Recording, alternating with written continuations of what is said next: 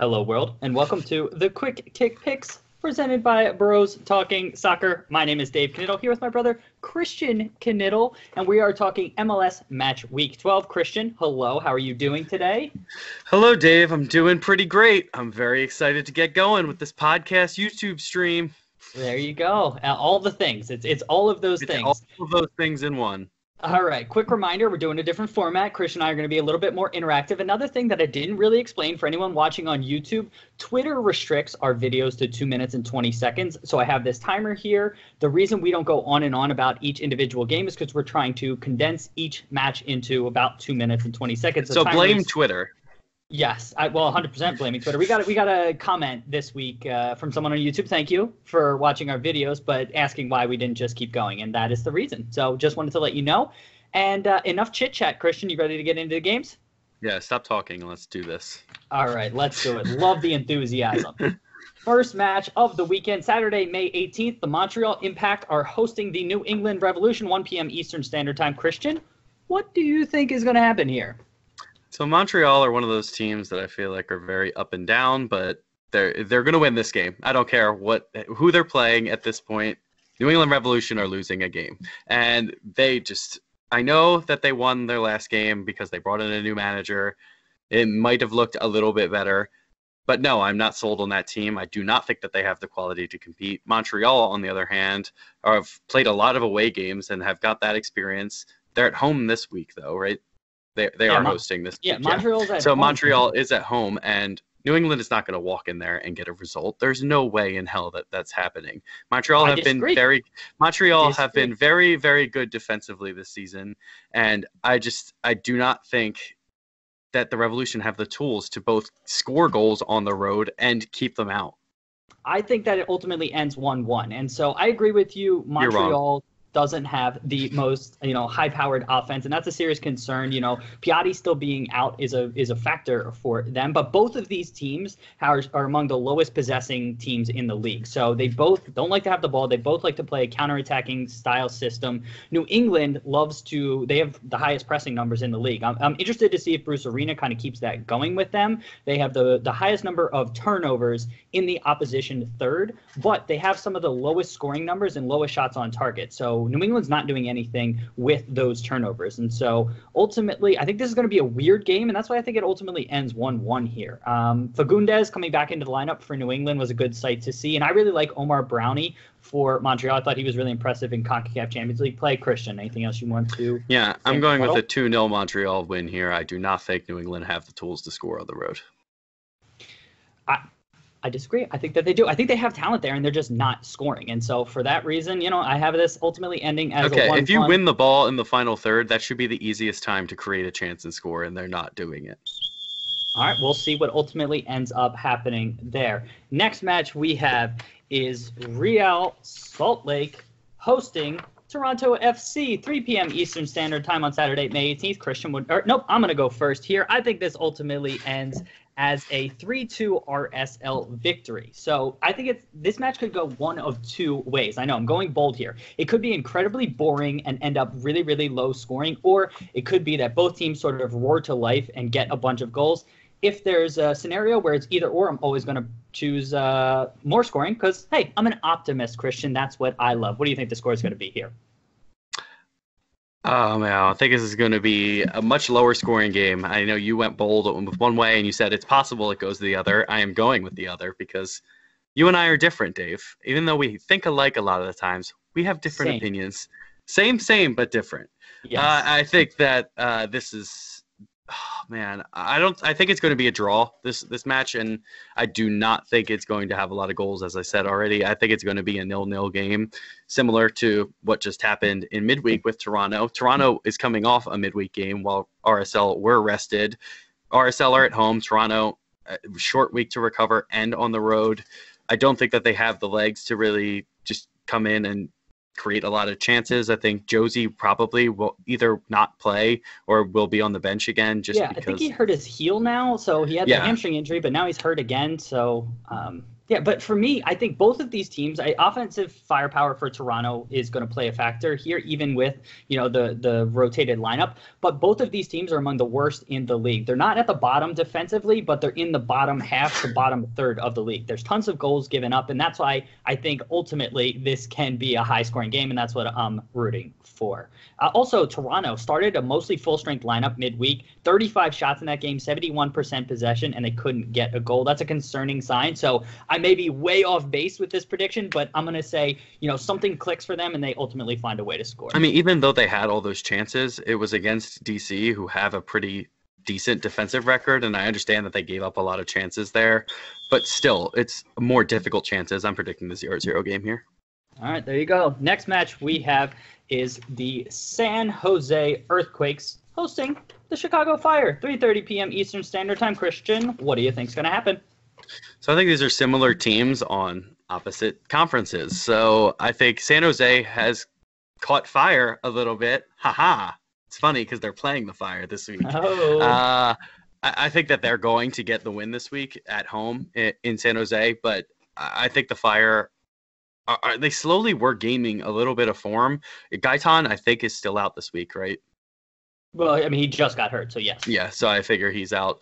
He was starting to catch form as well and looked like an integral part of their attacking force. And without him, I know that they still have some tools to score goals, but it's definitely not the same team. He is the most dangerous attacker on that team. I don't think that they can go on the road and create a lot of chances, and without their biggest threat in doing so, I don't see them scoring more than one goal. San Jose, on the other hand, I don't think that they're the most creative and attacking potent team in the league, but they still have the quality to get the result done at home. I'm predicting a 3-1 win here.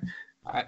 So I have 2-1 to San Jose. I'm in agreement with you. The Chicago Fire are going to have some issues, scoring goals. It was interesting to watch them play against Minnesota United last week, and they had so much fluidity in their lineup. Players were moving all over the pitch. It was interesting to see. I had a tough time figuring out what formation they were playing and where players were playing, and that was cool to see. San Jose, meanwhile, they have a crazy formation. So this will be a weird kind of interesting tactical battle, and that's what I'm looking for here. I'm going to agree with you. The Fire are going to struggle to score without Gaitan. And San Jose, the third in the league in possession. They like to hold the ball. They finally have a stabilized lineup. I don't love Nick Lima at left back after he was starting to break through at right back for the national team, but they're starting to find ways to get wins. And even though they lost 3-1 at the Revs last week, and I think they get a 2-1 win here.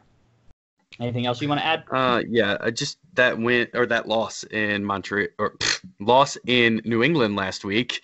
That's one of the most difficult travel schedules that they're going to have, and I'm sure they rested a lot of players. They're going to be ready for this week.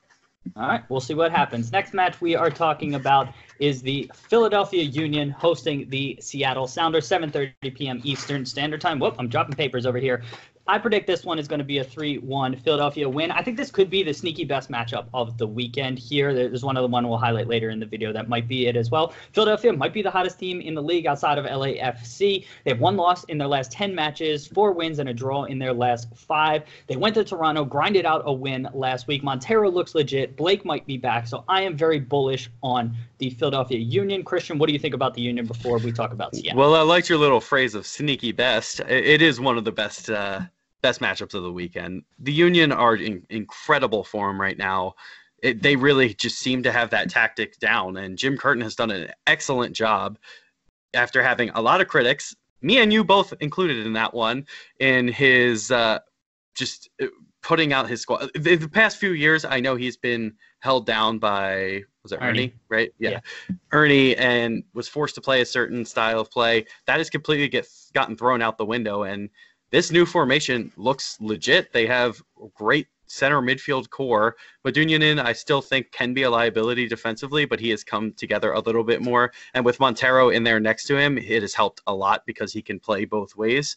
I think the Union are set up perfectly to play against the Seattle team that probably will rest players since they started a lot of key players in midweek. And that's exactly why I said it's sneaky might be the best matchup, because I could see Seattle just rotating a lot of players. Rui Diaz is coming back from an injury. Morris just got injured midweek. I don't think we'll see him here. Historically, I feel like, I don't have any stats to back this up, but I can remember watching some Sounders games against the Union where the Union, when they weren't very good, ended up dominating because Seattle rotated a lot of players. So that's factoring into my mind in all of this. Also, Roman Torres, if he's still starting at Seattle, and the center back, I think that might be an area that the Union can exploit. And so that's why ultimately I think Union get a 3-1 win here. Christian, did you give a score? I did not. I'm going to go with a 3-1 win as well for the Union. And it's going to be a beautiful night in Chester, and I will be there to cheer them on. All right, there you go. Next match we are talking about here is, wait for it, there it goes, the Minnesota United. Why do I always say the Minnesota United? Versus the Columbus Crew, 8 p.m. Eastern Standard Time on Saturday. Christian, what do you think is going to happen? So I think this is another very, very good matchup, and I think Minnesota are probably going to get the win here, and it's going to be a surprise result because, well, except not really. I think a couple weeks ago we would have said that's a surprise result. Right now, Columbus just completely have fallen off a cliff in their form. I know you're nodding your head. They just seem to be lost, especially I need you to stop it. What is going on over there? All right, let's focus back in here. We can hear all of the noise. So I'm in agreement with you. I think Minnesota gets a 1-0 home victory here. It's really tough to predict 1-0 victories in MLS because I feel like they don't happen very often. But I'm in agreement with you on Columbus sort of being in spotty form. Giving Giassi Zardes a DP contract at striker was a little bit surprising. I think he's a TAM level player. I don't think he commands the DP money, and they just don't have other goal scoring options. And Giassi Zardes, in my opinion, isn't the best goal scoring option, to lead the line anyway. He definitely should not be the top option. Yeah. So, I mean, on the Minnesota front, I think that they were easily beaten against, I don't think, they were easily beaten against Chicago last week. They started the year scoring a bunch, but they're only averaging 0.5 goals per game in their last 4 matches. So they sort of dried up on the goal scoring front. Quintero and Rodriguez, their 2 main attacking options, are not working together. Quintero likes space. Rodriguez likes to combine with players, and that's something that I think they need to have figured out because they're not scoring. And so ultimately, I think they find a way to get a 1-0 home result here, but that's something to watch out for. Yeah, I absolutely think that this is going to be a win for Minnesota just because of Columbus.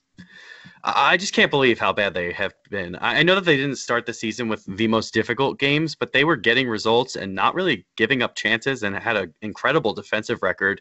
But now their defense is just leaking goals left and right, and it's crazy. Clean sheet in 7 matches. They haven't kept a clean sheet in 7 matches. And that's just not what you want. I think Minnesota wins this game 1-0. All right, agreeing again. 2 matches in a row we're agreeing. It's fun stuff here. Next match we have is the Houston Dynamo taking on DC United, 8:30 p.m. Eastern Standard Time. Both of these teams are coming off midweek draws. DC, surprisingly, they rotated a lot of their squad. I think only Birnbaum. I think they even rotated the keeper. Hamid may have been in there, but they rotated their lineup when they were in Toronto and were able to miraculously get a 0-0 result, even though they gave up 35 shots. They had 29% possession, and so it was a good performance from them. 2 of these teams are 2 of the top defenses in the league, so this might be a really stout defensive battle. I think it ultimately ends 1-1 here. Christian, what do you think the score is going to be? Yeah, I think that this could be another one of those high-profile matchups between 2 very good teams, and Houston, it's just one of those teams right now that have played so many fewer games than the teams in front of them that they could be challenging for that first or second spot in the West, while DC is sitting in first right now with a game more. Yep. With a game more played than the Union. I think that this is going to be probably the best matchup. I'm going to say that this week, and I think that it's going to be a home win for Houston. But it's going to be very, very tightly contested. I think both teams do score. They're just both creative in the attack, and they're pretty stout defensively. But I think that the attackers get the job done for Houston, and it's a 2-1 victory.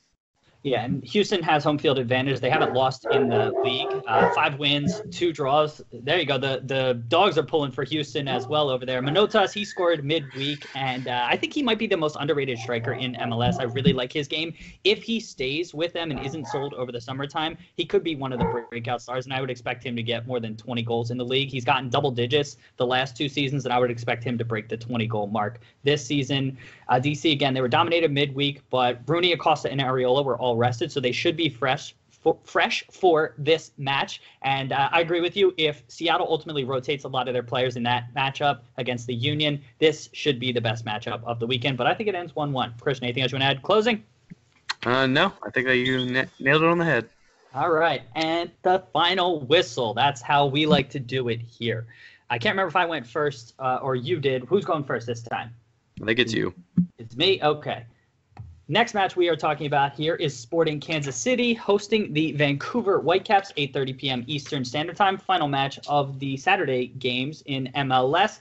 I have this one ending up with a comfortable 2-0 SKC win. Now, that is kind of bold to predict given that SKC is winless in their last 6 matches. They've only scored 8 goals and they've conceded 15. For a club that really prides itself on its defensive chops, I think that that's a concerning sign. Now, it is very much explainable as they only had 15 players in their matchday squad last week. They have, from my mind, the worst injury crisis I can remember seeing in MLS. And so they might have Beasler back this weekend, and that would be huge for, kind of getting them stabilized on the defensive side. And so if that happens, I expect them to win 2-0 here. But Christian, what do you think is going to happen? Yeah, I think this is a win for SKC. I don't think Vancouver really have shown enough to me to say that they'll walk into Kansas City and get a result. I think that this is just... I can't deal right now. I'm sorry. There's every noise possible in this fucking house. Yeah, so Sporting Kansas City, they just have too much quality in their team, and I know that they have that 6-game winless streak right now, but that isn't going to last. They're too talented of a team, or they're too good tactically, and their defense with Beasler coming back is going to be key for them to just improve and hold down, solidify that back line, which is one of the best every single year in MLS. So I think that it comes back, and yeah, and this is going to be I'm going to guess a 3-0 win. All right, yeah, and I'm in agreement. I think it also really, really helps that Vancouver is one of the worst attacking teams in the league. They're near the bottom in almost all offensive categories in MLS, and defensively they are middle of the pack. And so that's why I think SKC can find ways to get goals here. And Vancouver lost midweek. They had a pretty strong lineup against Atlanta and weren't able to really generate any big chances. I think they had 0 in that match. They only had 7 shots, 2 on target, and so Vancouver's attack lets them down. This ends 2-0. Moving to Sunday's matches, May 19th is the first one. We have Orlando City hosting. Let me start that over. On Sunday, May 19th, we have Orlando City hosting FC Cincinnati, 3 p.m. Eastern Standard Time. Christian, what do you think is going to happen? I think Orlando gets the job done in this game. I think it's going to be a pretty tight one. I don't think either team is very dominant, and I don't think either team is very poor. I think Cincinnati can be poor on their day, and specifically recently, they haven't really been creating. Although I feel like they bounced back a little bit recently. They went through a period where they just were very, very poor in terms of chance creation. They had one match where they bounced back, but they bounced back. Well, they bounced back. That's what I mean. Yes. So Yep. they obviously went through a horrible, horrible period. I think that they have gotten out of that a little bit more.